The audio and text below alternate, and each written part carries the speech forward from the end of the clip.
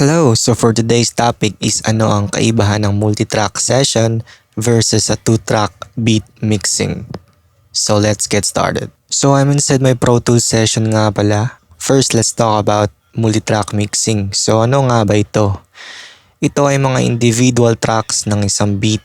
So through this, pwede natin i-mix individually yung mga instruments. For example, this session, meron tong mga individual instruments na naka-separate. So ano naman ang two-track mixing? Basically, ito yung buo na track or beat na naka-stereo.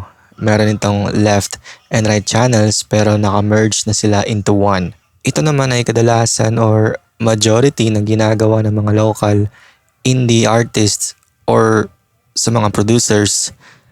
Kuha lang sila ng beat sa YouTube or if nag-purchase sila ng beat online, rekta-rekta lang, lapag agad ng beat sa do at good to go na para mag-record. Pero sa ganito na way, di mo makokontrol yung mga instruments individually.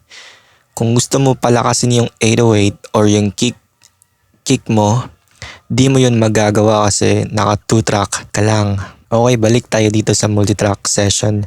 So dito na area ay ang mga vocals. Meron itong main vocals, doubles, verse vocals, and yung mga adlibs. Dito naman na area ay ang mga instruments. Dito meron melody, yung hi-hats, 808 claps, at kung ano-ano pang mga instruments na gusto nyo i-add. So unlike kanina sa 2-track beat, pwede mo itong lagyan ng mga effects yung mga instruments individually. So for example, gusto ko palakasin or improve ang sound ng 808 ko.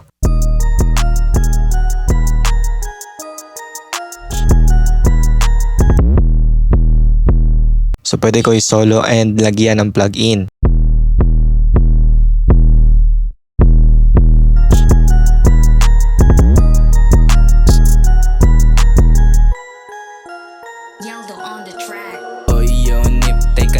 And also for the other instruments, pwede ko din palakasin or i-decrease yung mga volume.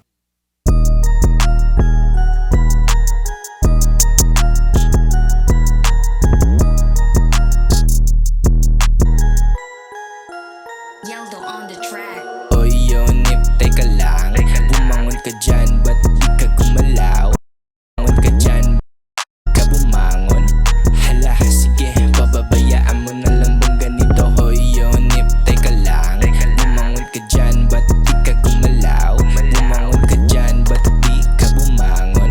Hala, sige, pababayaan mo na lang bang ganito? So sa ganito na method, pag naka-multitrack ka, makokontrol mo lahat ng nasa session individually. So this will also help your vocals sit into your beat properly. Okay, so my advice is, if possible, i-practice nyo mag-mix through multitrack mixing, and for me, the best DAW or software para gamitin nyo dito ay Pro Tools. This is the industry standard kasi every major label uses Pro Tools. So for me, no one can beat Pro Tools, especially sa tracking and mixing ng vocals. For real. So don't worry guys, gagawa ako ng mga tutorials about Pro Tools. Tuturuan ko kayo paano mag-mix using Pro Tools just like this session. So stay tuned lang kayo. So thank you guys for watching and bye-bye.